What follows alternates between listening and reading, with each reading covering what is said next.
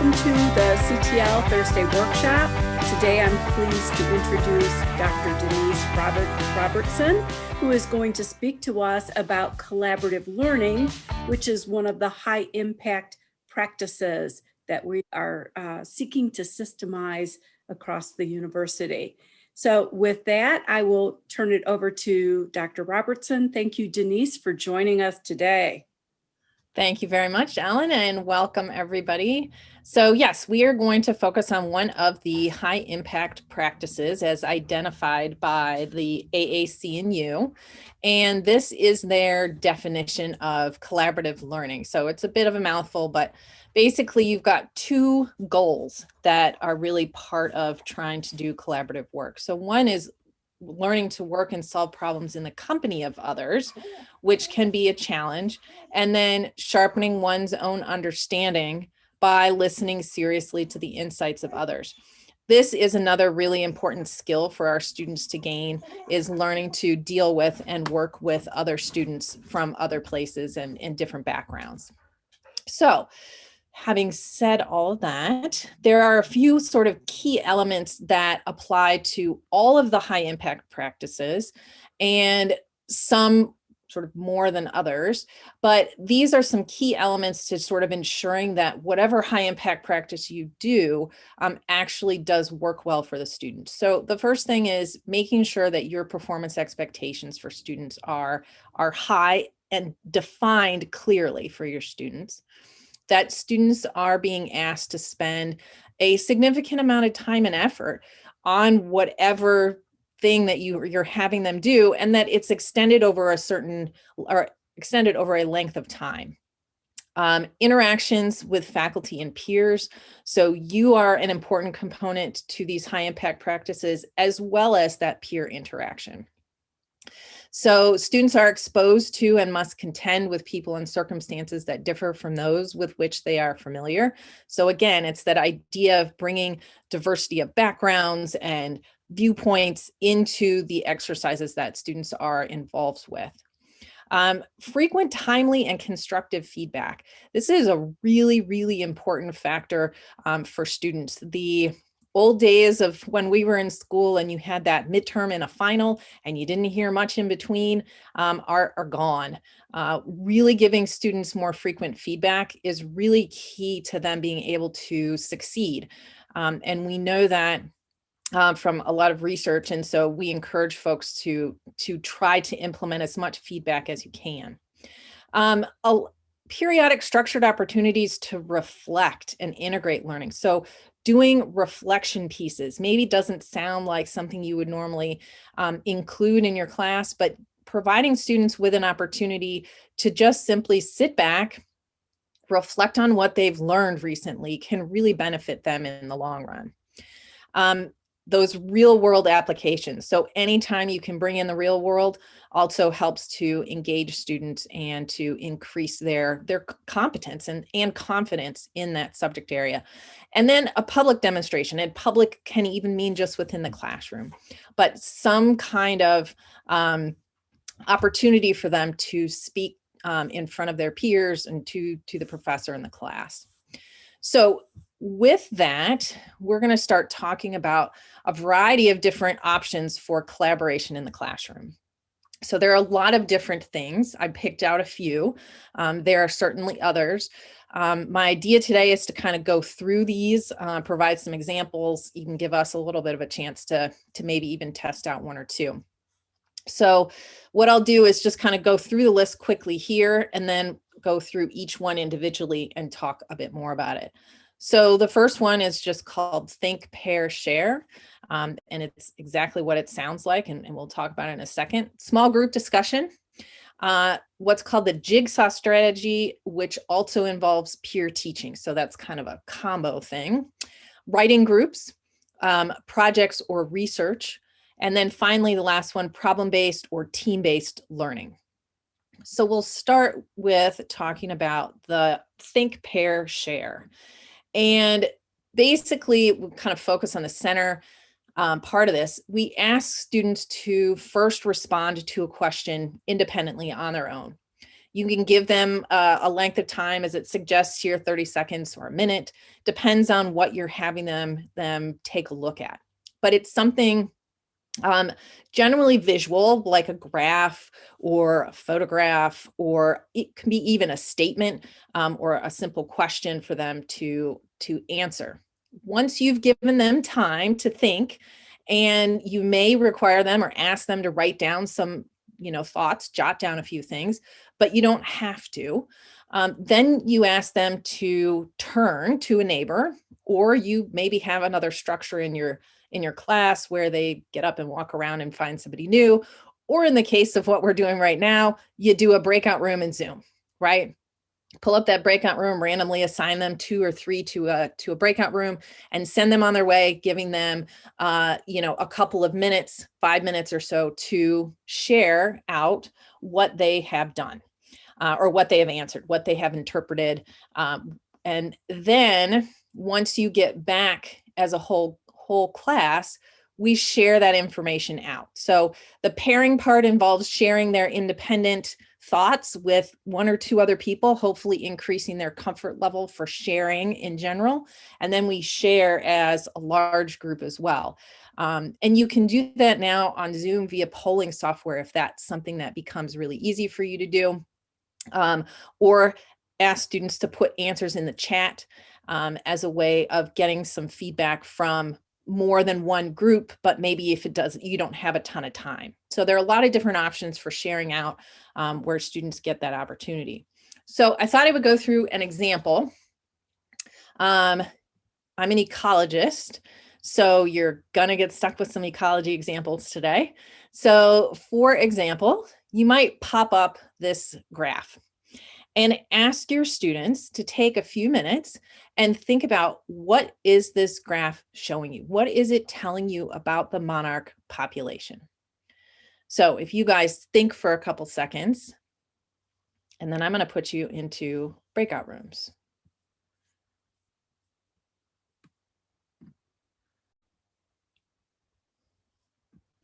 Oh, actually, no, I'm not, because I don't have that power.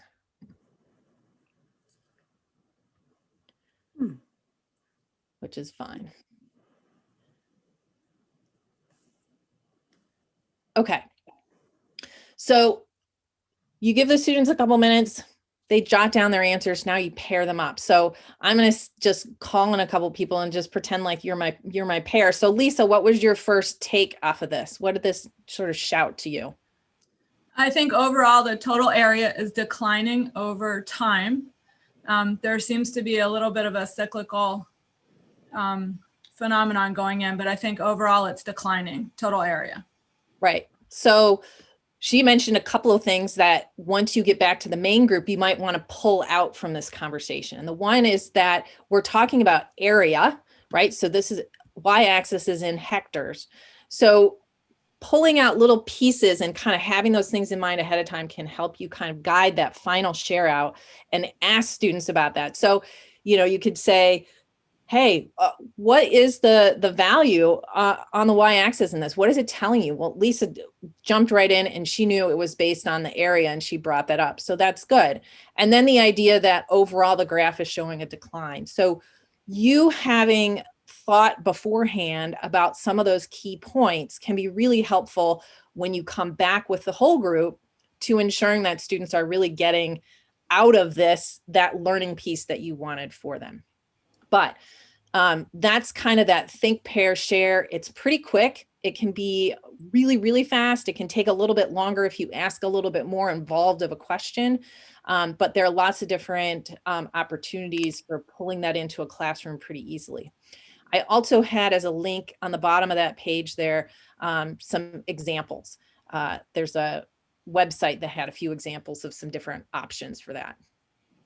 The next one is small group discussion. So we've all done small group discussions in our classes. Probably it's, it's one of those things that we just sort of have learned in our own experience, but we also know that it works pretty well.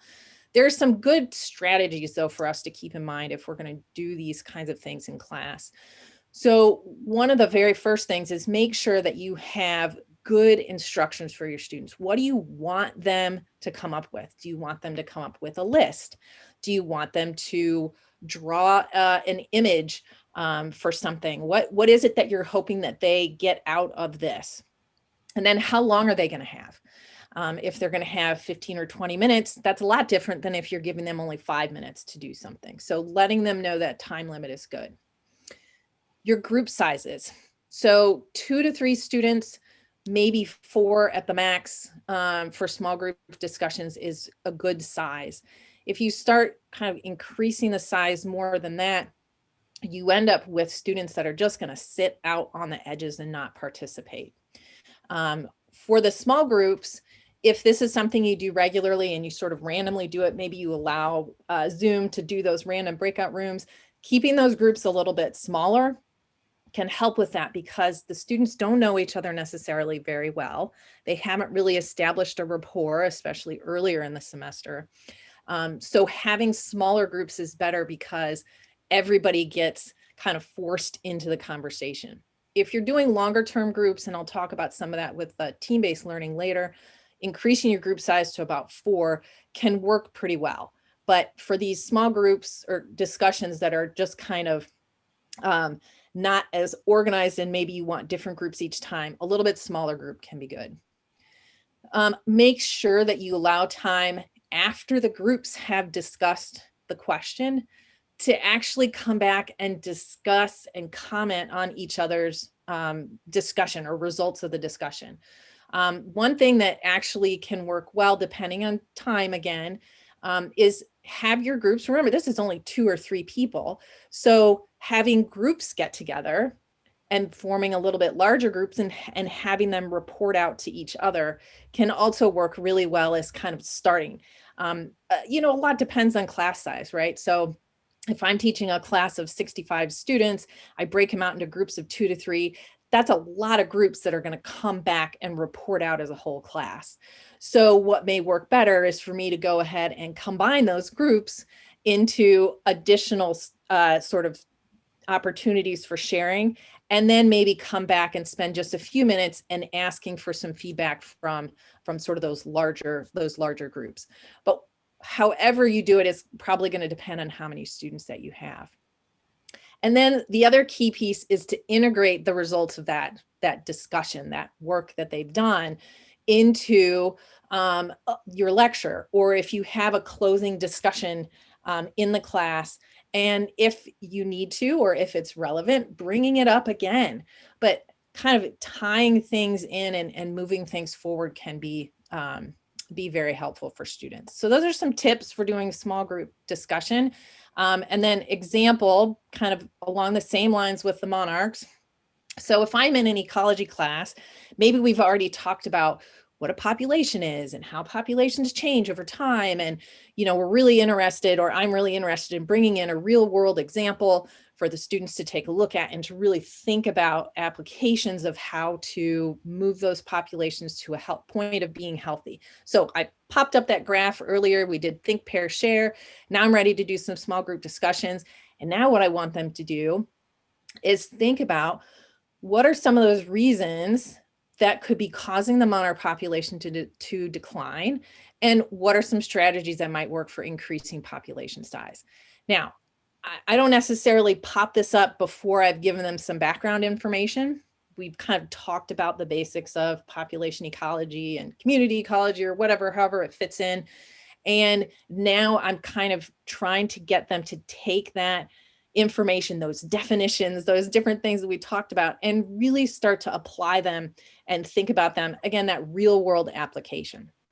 And so those small groups then go through that process. We give them, 10 or 15 minutes to talk about it, maybe meet with another group, and then we'll tie that into the classroom discussion, both on this day and then quite likely later on as we start talking more about conservation, or the development of reserves, or, those kinds of things. So anything that you can bring up that will connect later is also good. It kind of helps pull things through the semester. So that's kind of the idea behind this, the small group discussion. And this is also small group in a sense, but it's a little more guided. You're not just asking them a question. You're actually providing them some information that they have to read or listen to, but something that they're going to have to interpret and become an expert in. And then once they are an expert, they're going to share it out. So the way this works is you have your class divided up into a number of different groups. So if we start with this figure here, maybe we've got 5 different groups, and each of those 5 is responsible for a different topic or a different paper that they have to read or a different graph that they have to interpret, something that they have to work on to understand. Once they have had time to do that in class, maybe you've assigned them the reading ahead of time and they're coming in now, they're meeting with a group of students who have done the same reading or looked at the same graph, and they're now trading information. And they're now saying, okay, this is what I understood about this particular item, and this is what I got out of it. And they're sharing around and they're becoming experts on that particular topic. Once they have been given the time to share out and kind of reach that expert level of understanding on that, then you're going to redistribute the class so that you have one student from each of your 5 different topics joining together to make a group. So now you have 5 experts on different topics that are now meeting to join together, and they're going to do 2 different things. So the first thing that they're going to do is they're going to share out and they're going to teach. This is where that peer teaching piece comes in. They're going to teach the other students in their group all about what they are expert in. So whatever figure or paper or whatever it happens to be, they're going to explain, they're going to answer questions from their peers, and they're going to share that information out. Once everybody's had an opportunity to share out that information, then they, as a group, are going to move forward and actually complete an additional task. Generally, that's something that is asking them to apply what they have learned to some larger question. So for continuing with the same sort of theme, I might give 3 different papers. So I divide my class into 3 different groups. I've got one class that's looking at this mixed species garden idea, another one looking at how different butterflies use different species of milkweed, and then finally, monarch habitat and conservation grasslands. Students become an expert in one of these 3. They come in, they work with their other students that have read the same paper. Then I mix them up, they explain, now they're in mixed groups.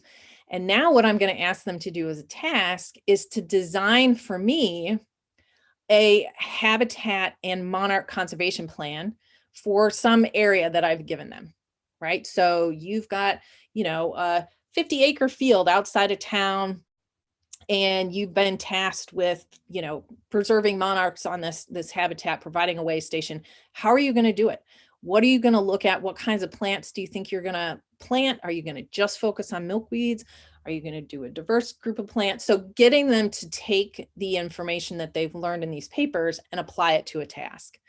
So it's kind of this understanding a piece of literature or a graph or whatever it happens to be, teaching it, and then using it to apply and move further.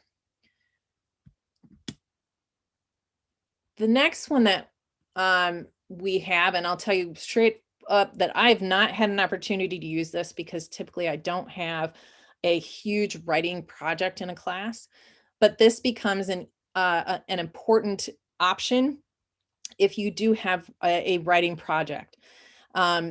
This writing group it's very interesting. I like this idea a lot. If you are setting up a project maybe that progresses through the entire semester, this is a way to help students help each other get through that project, but not by providing them with a whole bunch of new assignments. This is an opportunity for them to work on their writing, to give them some freedom to choose the topics that they want to use in that writing, and then to be able to give feedback without you being involved necessarily in seeing that feedback. So you group the schedules or group the students according to their schedules.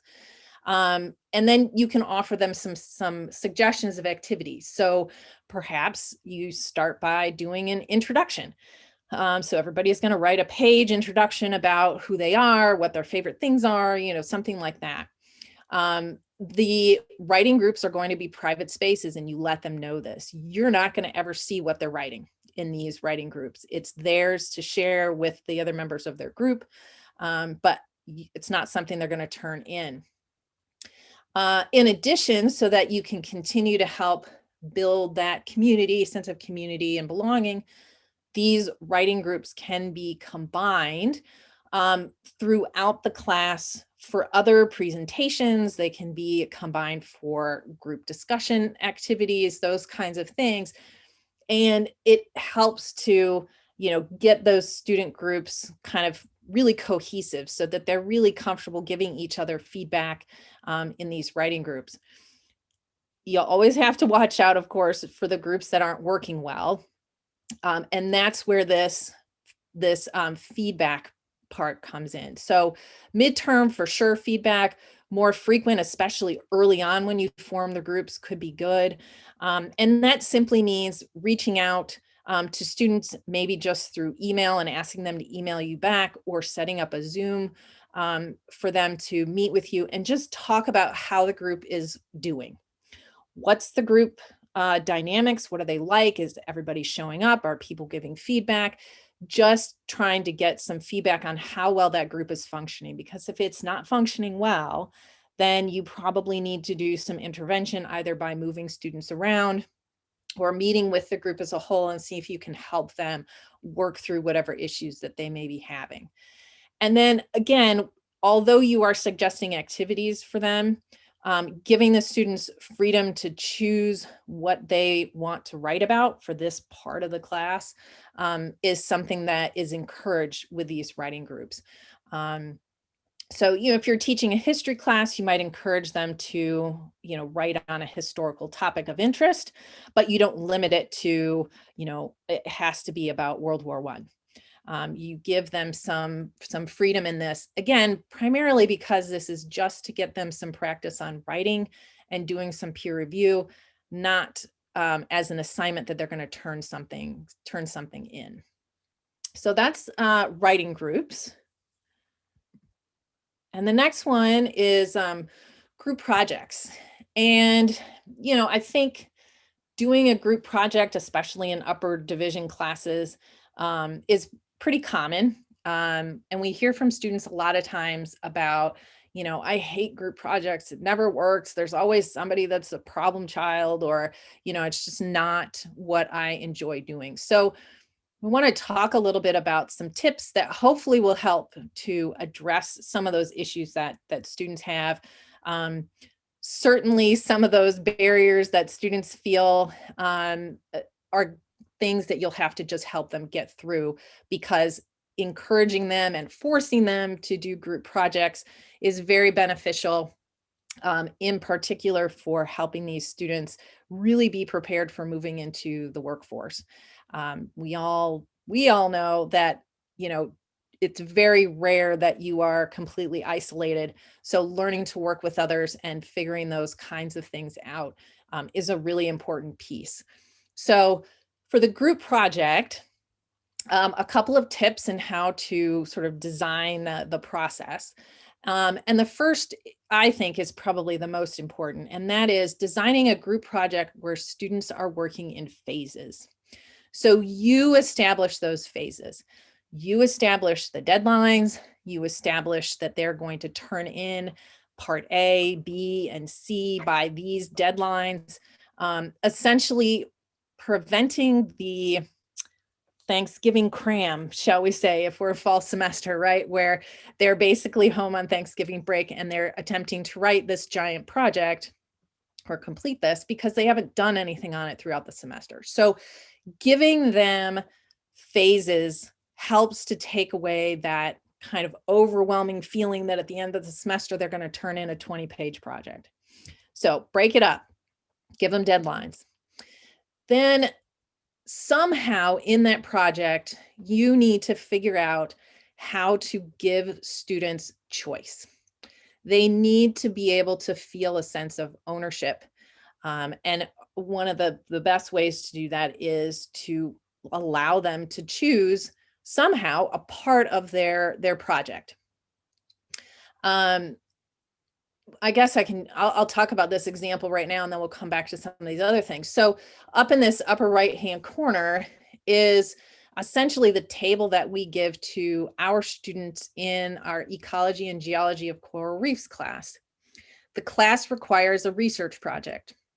We typically travel to Belize. They carry out that research project when we're in Belize, and they do data analysis and a presentation while we're there.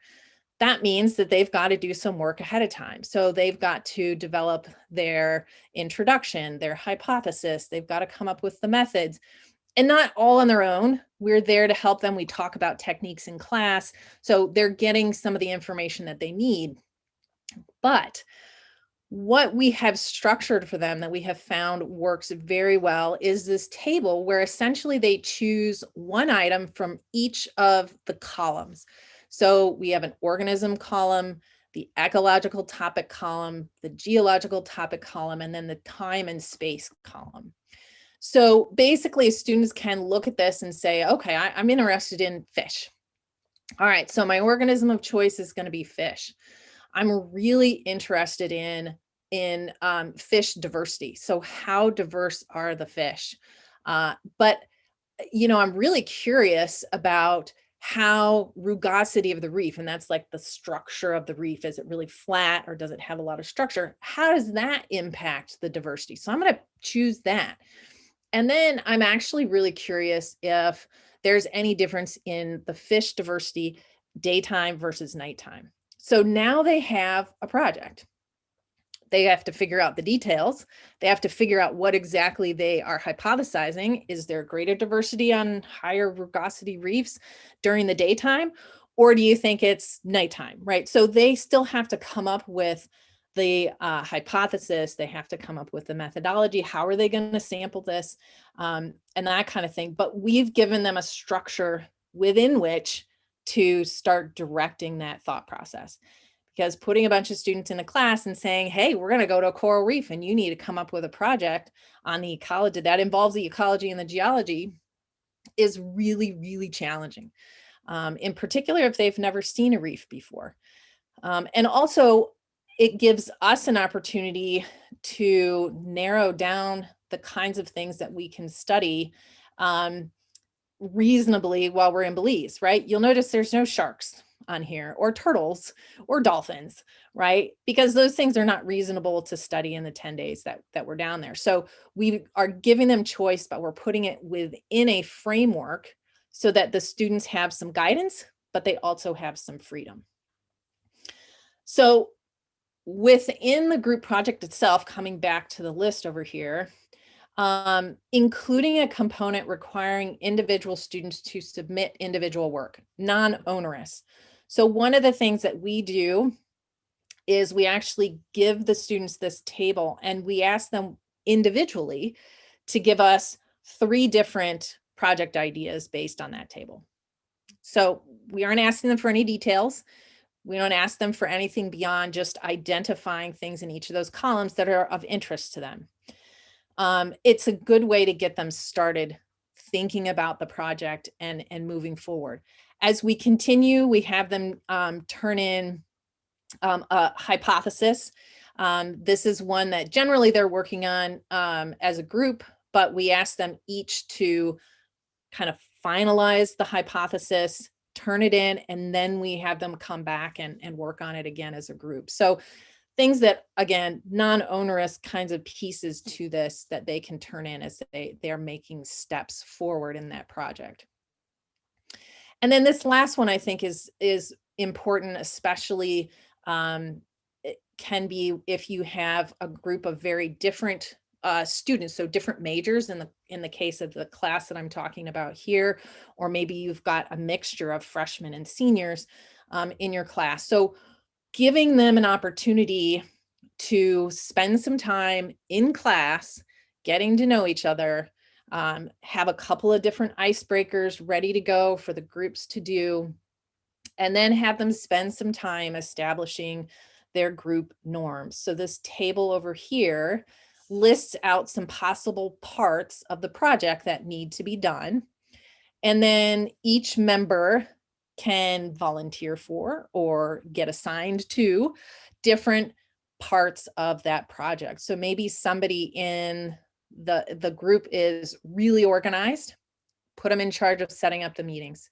Somebody else is really interested, a very fast typer, put them to take notes during the meetings. So everybody gets an opportunity to talk about their strengths and volunteer for some piece of this. And by the time you've got this filled out, you've got a lot of the work designated, and it doesn't feel so overwhelming anymore.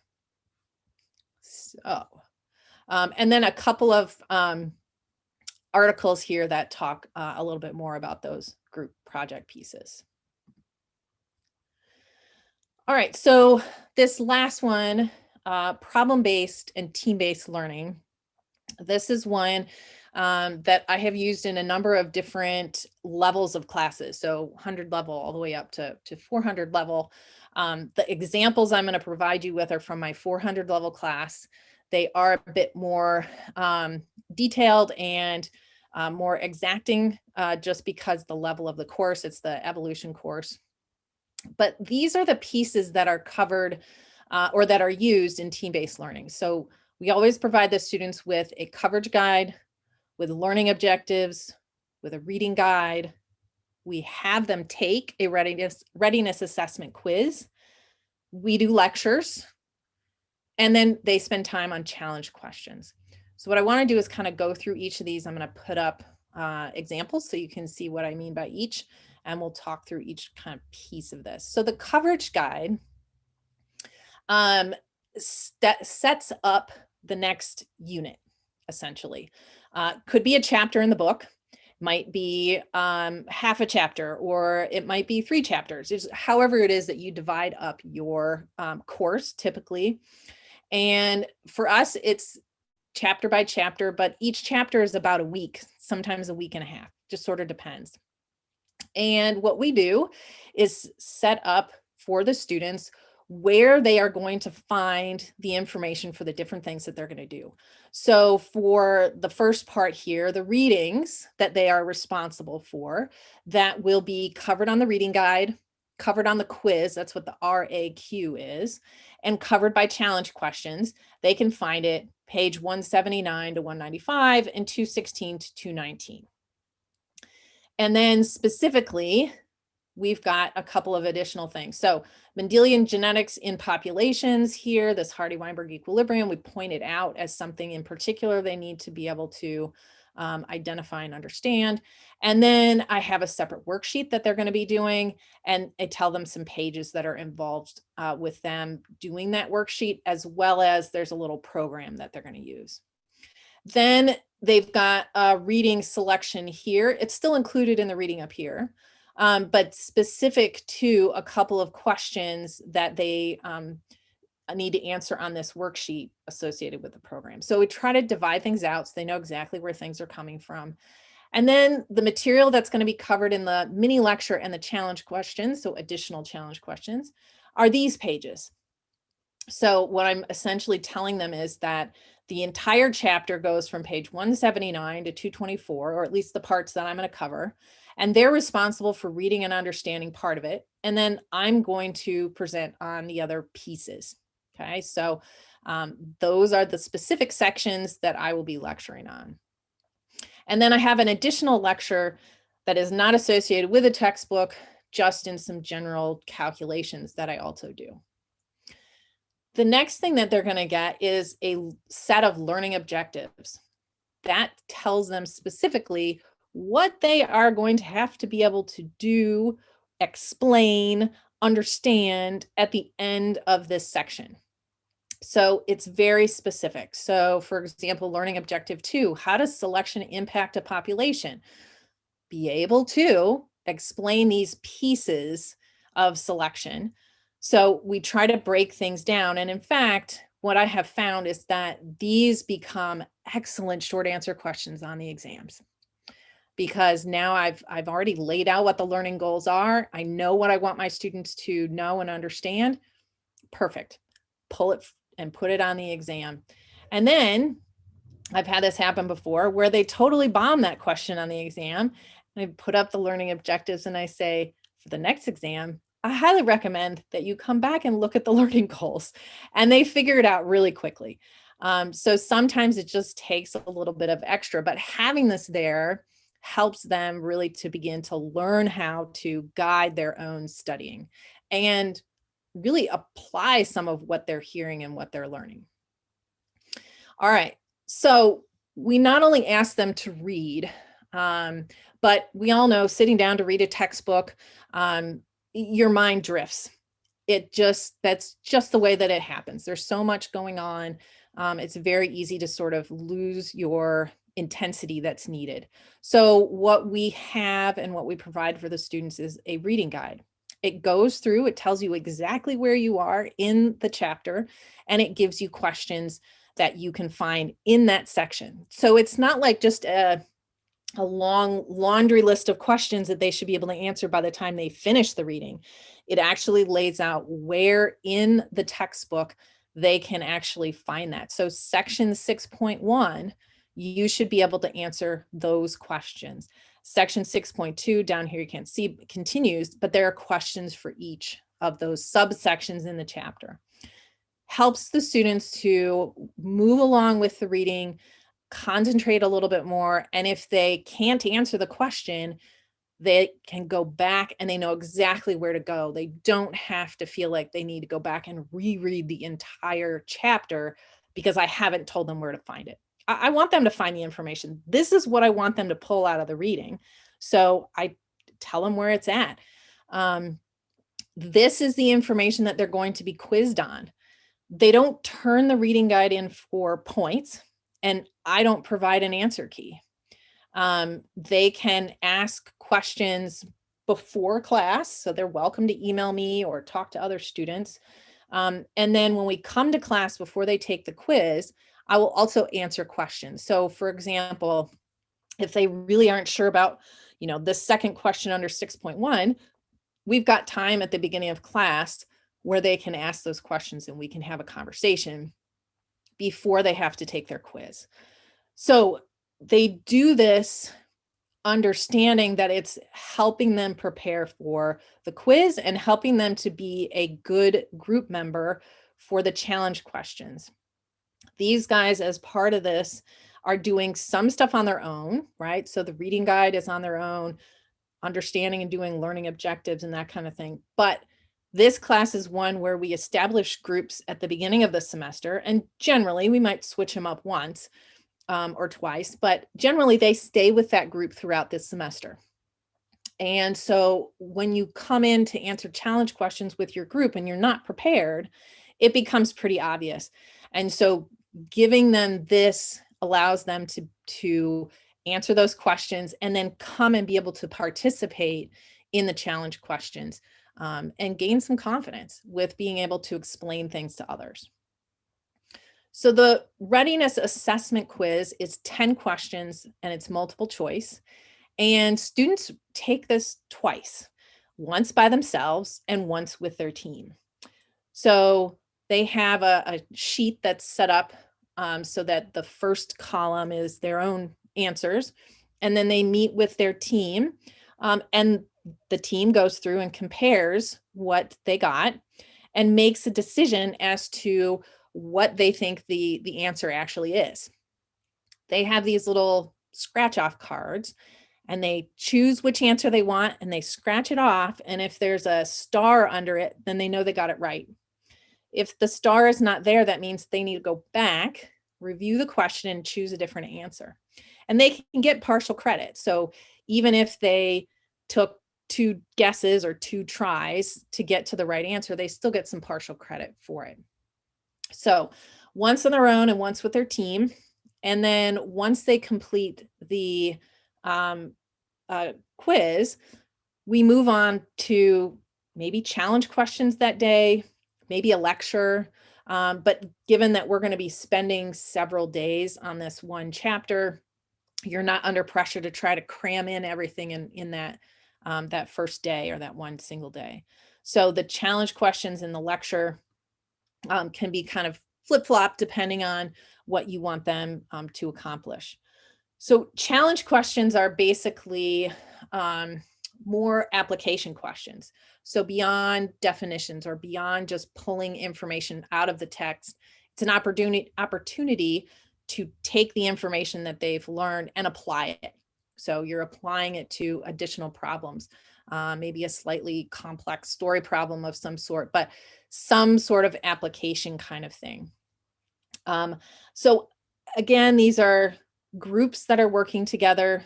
The teams are established and are generally long-standing. Some flexibility is always good, especially if groups aren't working well. The groups, when I first establish them at the beginning of the semester, I do usually look at GPA and I have them answer some questions. One of which is, what's your leadership style? Right? So do you typically tend to lead? Do you prefer to sit back and listen? And knowing those bits of information can help me try to put together some groups. I have found that putting students with similar GPA together can be helpful. Now, that doesn't mean that all of my students that are 3.8 to 4.0 end up in a group. It's generally a little bit broader for those students that have, you know, a 3.5 to a 4.0. I might mix them up, and then 3.0 to 3.49. And then the students that have a GPA average below 3, I typically put them in a group together. What I have found is that they participate more. They end up working really hard, but they gain a lot of information and they do well in the class in the end. As long as they are coming and participating, that sort of applies for everybody. They generally, these kinds of things, this team-based learning seems to work well. So like I said, this is my 400 level class that is really laid out like this, and we take like a week on a topic. I do something similar for my 100 level class a lot faster because we're doing a lecture, 2 chapters a week. So we have 2 lecture periods. So we have 2 chapters a week. So they get a reading guide and they don't take a huge long quiz. It's not a 10-point quiz. It's like a 5-point quiz, and they do it only on their own. And then I do a lecture and they complete some discussion, challenge, question kinds of things, but they are definitely not as applied as what we have in the upper level class. So there's some variation on what the students are getting and what they're being asked to do based on the level of the course. All right, so that was a lot, but those are some of the collaborative learning kinds of things that I have used or recommend, and I am happy to take questions.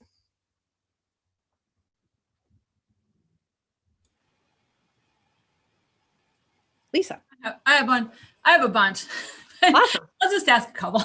On this problem-based, team-based learning, can you just quickly, and can you go back to like a normal classroom, not on Zoom? Okay. Because I think that's where we're going in the future, but hopefully. Yep. How do you collect the quizzes that they do once on their own and once with their group? And then those challenge questions, how are they graded and how do you actually get the answers back from them? How are you doing that? So we're in person. So when we're in person, they take the quiz.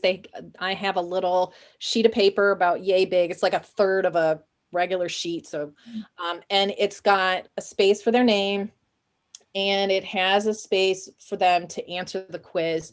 And I even do, I'm borrowing that sheet from Erin Strom. She has gotten it from someplace, but the students can actually even divide up their points that they want to distribute. So like if they really know that answer A is it, they can put all their points on A. So they have that sheet, they fill that out when they take it themselves. They use that same tiny sheet when they meet with their team, and there's another column in there. And as a team, they fill that column out. They're using pen for all of this. Okay. And the scratch off form is the other piece. So they can't just answer for the team like A.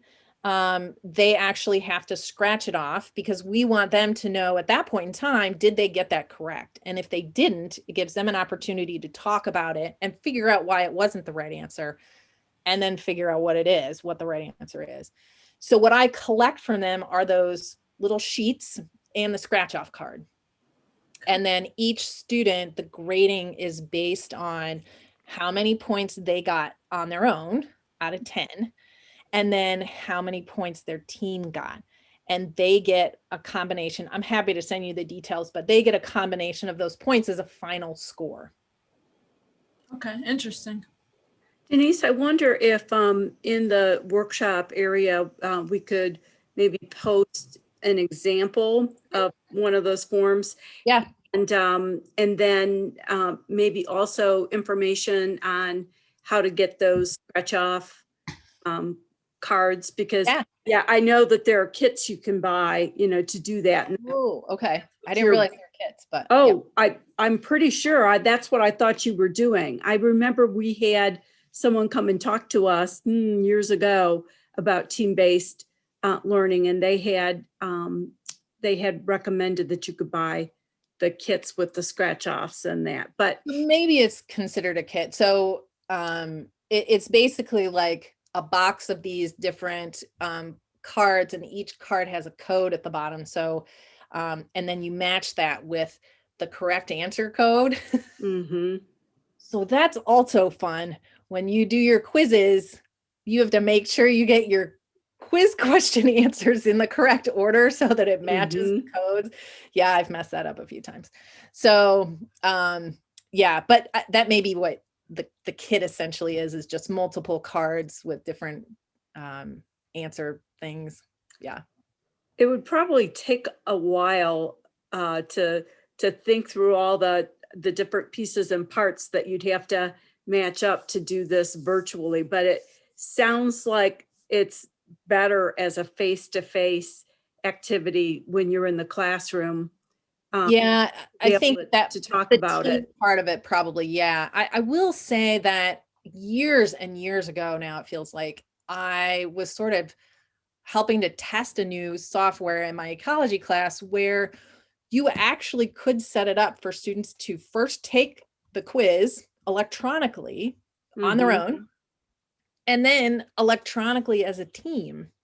Yeah, I'm thinking like with Teams, you can create a form, which is just like a quiz in Google or in Canvas. Okay. The form, and you can do multiple choice and matching and whatever you want to do, open response.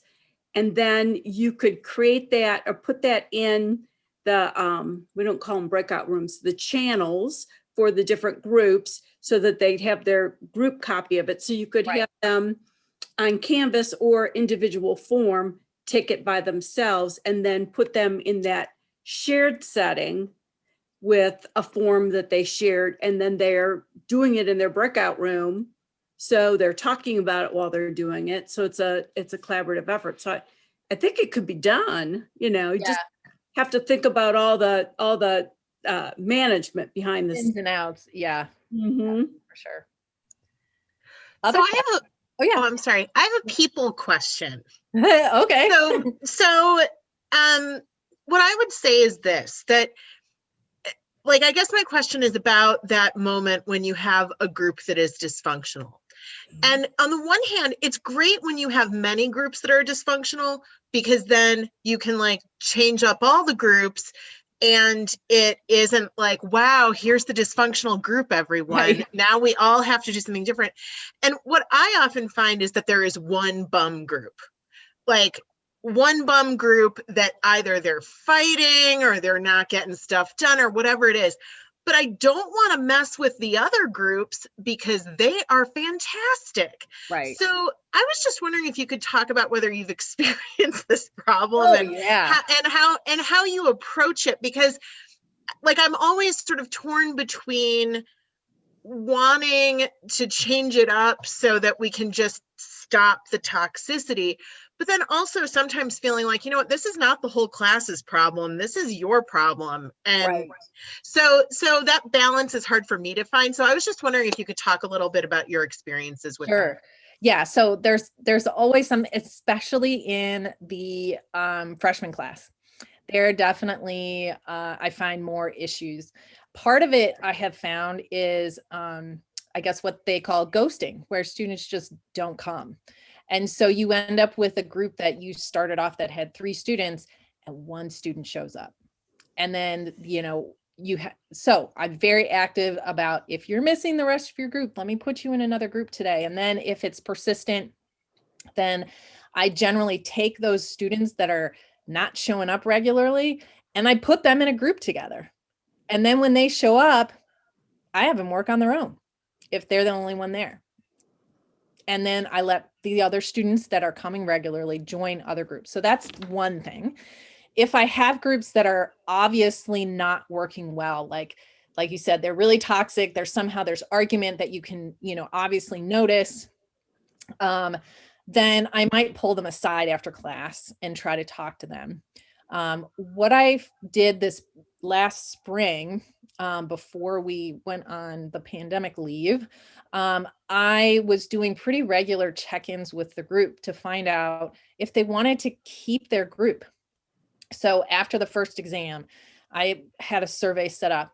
Do you want to keep your group? Would you prefer to move your group? What's the, you know, and what I found is that even groups that I didn't necessarily identify as being problematic, they wanted to move. They wanted to change up their groups. And so I found that feedback is good. And that's my intent was, before the pandemic, was to then move those groups and switch them around, so that students did have that opportunity to meet with somebody else and feel a little bit more comfortable. My colleague, Erin Strom, who I mentioned before, who I taught evolution with her, and then she uses this technique and has used it for a long time. She was telling me in last spring that she has started in her class doing the same kind of thing, where after each exam, she actually has them change groups. And so the first time around, the feedback is, who do you not want to be in your group, and who is one person you would like to have in your group? And then she tries to match them up and sort of carries that through then after each exam. It's an opportunity for them to trade and change. And then everybody does it. So you can kind of take whatever approach you feel more comfortable with. The one thing I do like about the longer term groups, so something where it's at least half a semester, 8 weeks, is that the students really do get to know each other well, and they do get to form a community, as long as the group is okay, right? So keeping an eye on it from that perspective. You know, I found that students that my Marine class, the Belize class, they're in groups for the semester, and then they're in groups when we take our trip. Those students stay in touch with each other even after class. So it's kind of, there's definitely both sides, but that's kind of how I've dealt with it. Yeah, Ellen. I've some of my issues in groups have been a little bit different than what you guys have described. I typically find that the groups are all working well, but 2 or 3 groups will have one pickle, you know, and you mentioned ghosting, you know, but somebody who's not participating, not meeting internal deadlines. So the group does a work plan, and they've got, for projects in my class, and they've got deadlines that they're setting for one another to get different parts of the project completed. So when I encounter a situation where a group feels like they can no longer, you know, deal with this person, I meet with the group either virtually or if we're face-to-face. They come to my office or they stay after class and we sit down. And that's when I have a conversation about what the world is going to look like after you leave the hallowed halls of Northern Kentucky University. That you're going to be in work settings where there are colleagues that perhaps don't fulfill their responsibilities, and yet you're still assigned to work with those colleagues.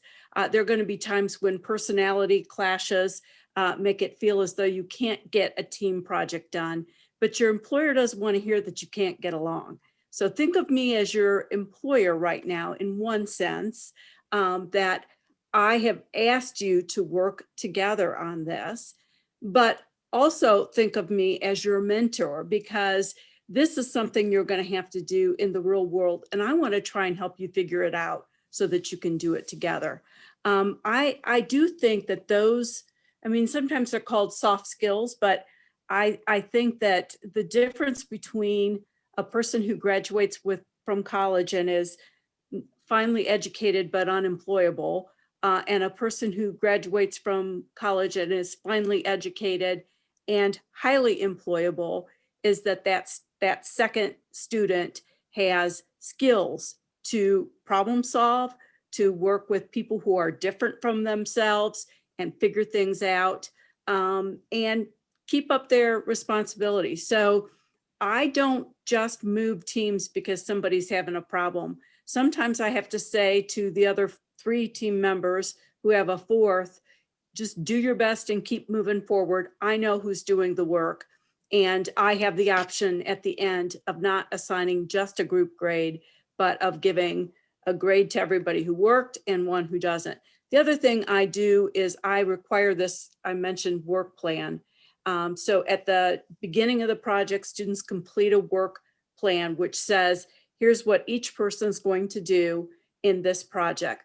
They revisit that halfway through the project formally, but they are allowed to revisit it as many times as they want and submit an updated copy.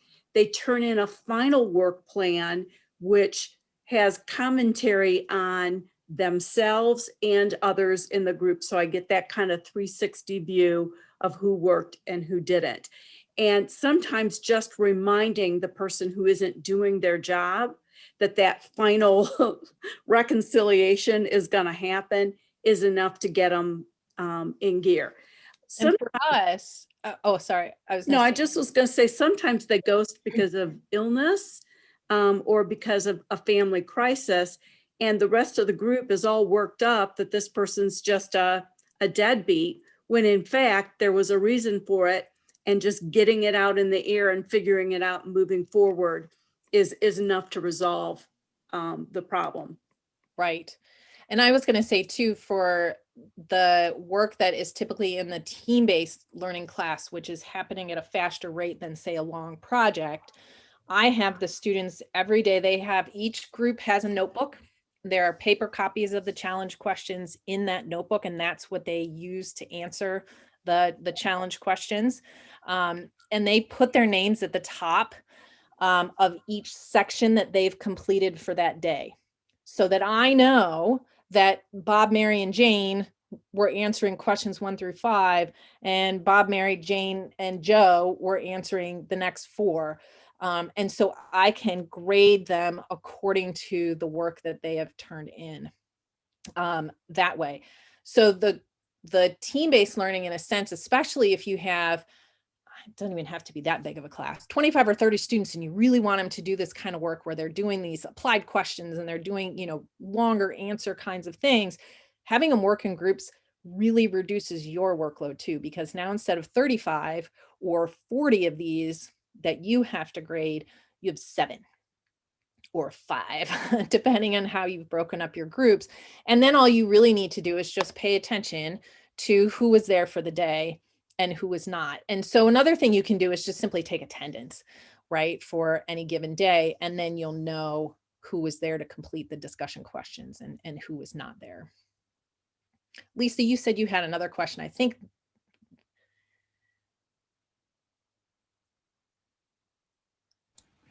You can let other people go first. I mean, I have plenty. I could keep asking all day, but I'll let other people have a chance. I think you're good unless Oh, okay. has a question. All right. So let's see. I had a group project in the fall. A lot of things went well, but some things did not. I didn't think I had enough individual accountability. So what I didn't want is I didn't want the project broken up so that everybody did a piece of it and it came back together. I was more looking for the sum of the group being stronger than the individuals, and that they would come together and bring their strengths and their thoughts so that they had a better product at the end. In other words, I didn't want it pieced out and individually done. I wanted them to gel. And I had a really hard time making that happen. They wanted so much to break it all up, and each person would do 10% and then they'd put it back together. And then they didn't learn the way I wanted them to. Yeah, I can see that as frustrating for you, and it's a challenge for students as well to try to understand what you're getting at. I could see that having them have some individual portion that they are responsible for doing to kind of get that comfort zone for the students. So maybe it's related to the final project, but it's not the final narrative. That they would turn those in individually, but the final narrative is such, or the final project part is such that it's a blending of those individual pieces, not in the sense that like someone's doing the introduction, someone else is doing the methods, someone else is doing this. It's that they've done those parts, but now they have a different question that they have to answer that they need all those parts for to put it all together. So kind of like the example that I gave earlier with the jigsaw piece, where each person is responsible for a thing, whatever that thing is, and then they come in and they're explaining that to the other members of their group, but the ultimate piece or project that they turn in is them applying that knowledge to something else, so that you can't piece it out, right? You have to essentially take all of the information from all of these things that everybody has presented and learned about to make that final recommendation. In this case, it was a plan for restoring an area for milkweed and monarch conservation, right? So maybe looking at it from that perspective, where there are pieces they can do there on their own, but the final question has to be a synthesis of those pieces. Tanya. I also was just going to say something that I think has helped in group projects that I've done primarily with first year students. Tends to be like they have to, like, basically as I set up the group project, I have different roles within the group that basically kind of connect to this idea of synthesis. So instead of it being one person's going to do the introduction, one person will do the methods, so which does sort of create a kind of piecemeal collage, instead it'll be things like one person's going to be the project manager of the group, or one person's going to be an editor, or one person's going to be these sorts of things. But so it forces the group to kind of come together around a completed version and to really work on that synthesis. And so they feel comfortable because they have a role and they feel like, okay, I'm responsible for this role. And I think that is helpful, especially with first year students, just because they are very insecure about sort of what am I supposed to be doing, right? So it's giving them things that they're supposed to be doing, but the group can't succeed unless everybody does their role, and that you really have to be talking to each other to do it.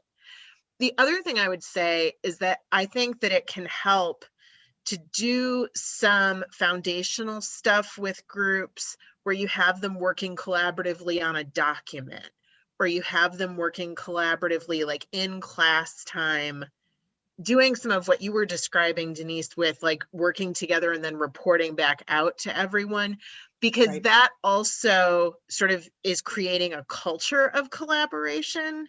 Instead of saying like, oh, in class, I just do full class discussion and it's every man or woman for themselves, but then you have this team project and I expect you to be, not just doing your own thing. Like, so doing some of that collaboration, like one of the things I've done in Microsoft Teams is played around with the class notebook and had students contributing to the class notebook at the same time to Yeah. sort of create a whole document. And in like 5 minutes, I'm doing something similar using pages in Canvas, because you can set the page where everyone in the class can add to a page. So I'm breaking them into groups. It's not going to be the whole class in one page. That would be a technological disaster. But basically I'm going to have 4 groups kind of doing these different pages, all with kind of the same instructions. And at the end, we're going to come back and look at what each group created and compare how they're similar and different and all of those kinds of things. But so doing some of those things in less formal context before you give them the group assignment, I think can help. But Yeah, I like that too. Doing some of the smaller, lower stakes kinds of project or group thing, excuse me. Yeah. Yeah, I think that helps to build their confidence a little bit in terms of how to manage a group and what different roles. But then also going back to the idea of having them establish group norms and not just the responsibilities like I showed you on the thing, but I even have them do that for the team-based learning class. They sign a contract on the first day and the group comes up with the stipulations like, I will be in class every class period. If I'm not in class, I will contact my teammates and let them know that I'm not going to be in class. If I know ahead of time I'm not going to be in class, I will try to get my answers to the challenge questions to the rest of the group, right? So they establish some norms and then they all sign off on it. And so they kind of create their own kind of group sense as well. And then like Ellen was saying, for the feedback, we do the same kind of thing. So we have some team assessment kind of thing. And so you get to grade every single member of your team on some very specific skills, right? So attendance, and then if they were there, did they actually participate? Did they help write the answers, or did they just kind of get like espouse to the rest of the group what they thought? Were they good listeners? Did they contribute to making the group feel like a community? So all kinds of these different aspects, soft skills, like Ellen said, right? And we actually allow the students then to assess each other based on those kinds of skills. And that helps too. And they know that ahead of time. So they know they're going to have that. And if you're changing groups up during the semester, they just do that a couple different times during the semester. So, other questions? So Lisa, I am happy to meet with you one-on-one and review your materials and help you work through. That's what the CTL is here for. Okay. Seriously. Sure. That'd be That's great. what we do. And we're happy to help you, like I said, review what you've got, try to figure out how we can tweak it to make it work better for you. You obviously are paying attention. You've got feedback, you've got, experiences that you can grow from. So we can just help you kind of tweak things and move it forward. Denise, I've heard you say before, that you can't do probably all of these different things in a single class. And to try would be maybe, insanity. Yes, something like that, right? So can you talk a little bit about how many types of team activities you typically try to take on in any given class, and how you make those decisions about what will work best? So in general, I have moved most of my classes towards the team-based learning, some version of that. Now, keep in mind, I don't teach that much anymore because of CTL and the grant that I have, but that's been sort of my primary go-to for lecture classes. For the lab classes that I teach, I typically do like group discussion kinds of things where there's some flexibility to the group sizes and to the groups themselves. So some of those group things, they may have group projects, or it may be a group project in the sense that everybody's contributing to the data collection and everybody's working together to do the data analysis, but everybody writes something individually. So it's kind of a little bit of both. Some of those lab classes are kind of funny like that. You might work in a group to go out and collect the data, but you aren't necessarily working with that same group, especially since we've been online for that part of that class. You're working more independently on doing the analysis and then for the write-up for sure. So it varies. Most of my lecture classes, like I said, will be either the team-based, or if we're doing something a little looser in terms of groups, I'll do Jigsaw. In fact, I've got a project I'm trying to get started right now, a new topic that I'm teaching in the marine class this semester. And so I'm finding papers and getting us ready so that we can do this very Jigsaw kind of thing in that class in a week or two. You know, I think probably the one that I don't do very often, and not because I don't think it's very good, but the Think, Pair, Share, I just don't lecture enough in my classes to warrant a lot of interruption for this kind of activity. My lectures are typically pretty short, 15 minutes, 20 minutes tops.